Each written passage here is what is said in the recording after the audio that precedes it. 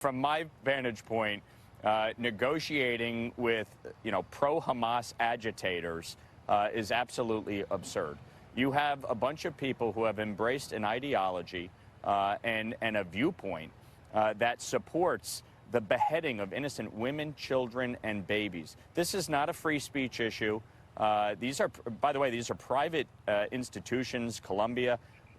There's no negotiation to be had, and I think the failure of leadership here on the administrative level is what is allowing this to persist.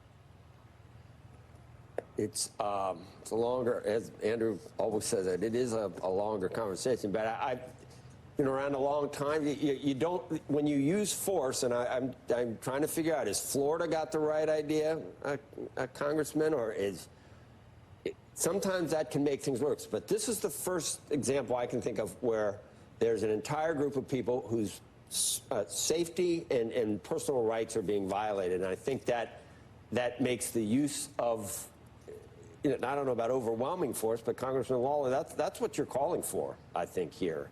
In previous demonstrations, we don't want to get to a Kent State, or you saw what happened when that, back in the 60s.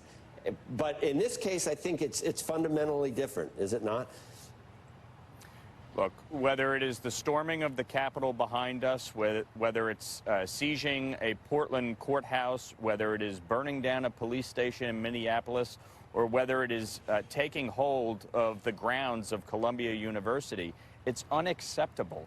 It is unacceptable behavior. You have the right to protest. You have the right to voice your opposition to policy decisions that are being made. But the moment that these protests turn violent in any form or fashion, law enforcement absolutely must be part of the solution. I'm sorry. You cannot allow this to blow out of proportion like we saw at Columbia University.